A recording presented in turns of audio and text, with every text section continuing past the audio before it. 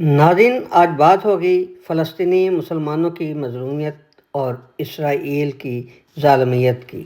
اسرائیل کی ظالمیت اور جبر و استبداد کی حدیں تو سب کے سامنے عیاں ہیں، مگر فلسطینیوں کی مظلومیت سے سب مسلمان چشم پوشی اختیار کیے ہوئے ہیں۔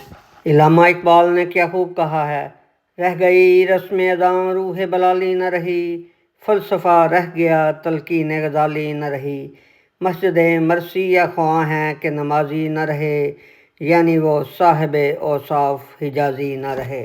ناظرین، غزہ کی سرزمین خون سے تر ہے، کوئی اسے صاف کرنے والا نہیں۔ زخمی تڑپ رہے ہیں، کوئی مسیحا نہیں۔ عورتیں، بچے اور بوڑھے بھوک، پیاس اور بیماریوں کے سبب بلک بلک کر مر رہے ہیں، کوئی ان پر رحم کھانے والا نہیں۔ ناظرین، اس زمانے میں مسلمانوں کی حالت ایک بکری کی حالت سے کم نہیں۔ جنگل میں جس شیر کا دل چاہتا ہے وہ بکری کو چیر پھاڑ کر رکھ دیتا ہے۔ اسی طرح غیر مسلم قوتیں جب اور جہاں چاہتی ہیں مسلمانوں کا خون کرنے پر تل جاتی ہیں۔ ہاں، اگر قرآن و حدیث کی روشنی سے مسلمانوں کو دیکھیں تو اسلام تو مسلمانوں کو بنیان مرصوص سے تشبیہ دیتا ہے، جبکہ آن حضرت صلی اللہ علیہ وآلہ وسلم کی احادیث کریمہ مسلمانوں کو ایک دوسرے کا آئینہ قرار دیتی ہیں اور مسلمانوں کو ایک بال سنوارنے والی کنگھی سے تشبیہ دیتی ہیں۔ ہم مسلمان نہ تو بنیان مرصوص دکھائی دے رہے ہیں، نہ ہی بال سنوارنے والی کنگھی، اور نہ ہی ایک دوسرے کے لیے شیشہ ثابت ہو رہے ہیں۔ اب آئیے چلتے ہیں فلسطینیوں کی حالت زار کی طرف۔ آج کے اس دور میں اسرائیل کی فلسطین پر ظالمانہ کارروائیوں کے خلاف کوئی اس کے ہاتھ کاٹنے والا نظر نہیں آتا، نہ ہی کوئی اس کی زبان بندی کرنے والا، اور نہ ہی کوئی اس کے پاؤں میں بیڑیاں ڈالنے والا، اور وہ شترے بے مہار کی طرح فلسطینیوں کو اپنے قدموں تلے پامال کرتا چلا جا رہا ہے۔ نہ ہی کوئی انسانیت پرست تنظیمیں آگے بڑھیں، اور نہ ہی کسی دولت مند اور طاقتور ملک کی جرأت ہوئی کہ وہ اسرائیل کی ظالمانہ کارروائیوں کے آگے سیسہ پلائی دیوار بن کر کھڑا ہو سکے۔ ہاں، مگر ایران نے مسلمانی کا ثبوت دیتے ہوئے آگے بڑھنے کی کوشش کی۔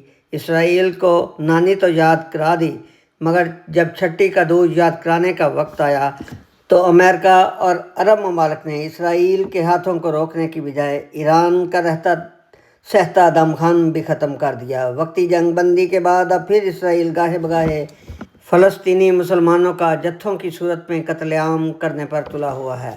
وہ خوراک کے مراکزوں یا ہیلتھ سینٹرز، بس اسے تو فلسطینیوں کی نسل کشی کرنا ہے۔ ناظرین، غزہ میں کراسنگ کے داخلے پر مسلسل سخت پابندیوں کے سبب امدادی ٹرک پہنچنا ناممکن ہی نہیں بلکہ محال ہو چکے ہیں، جس کے سبب غزہ پر قحط سالی اور مختلف امراض نے ڈیرا جما رکھا ہے، اور کسی ملک کا قانون نہتے بوڑھے، بچے اور عورتوں کو مزاحمت نہ کرنے کے باوجود قتل کرنے کی اجازت نہیں دیتا، مگر کوئی بھی ایسی قوت نہیں جو اسرائیل کے ہاتھوں کو ایسا کرنے سے روک سکے۔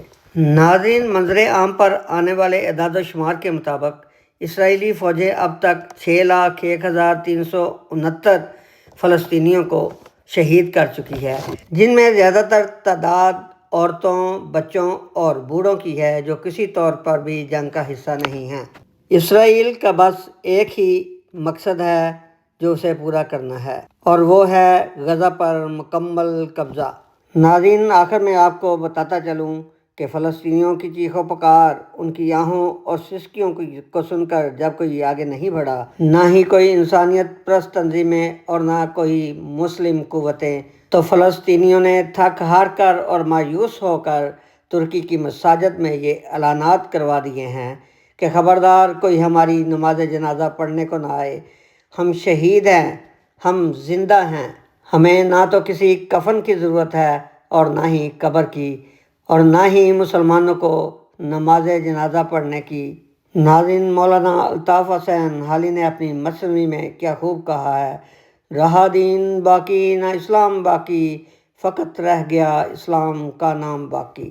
Thanks to watch and listen Dil Dariya T V.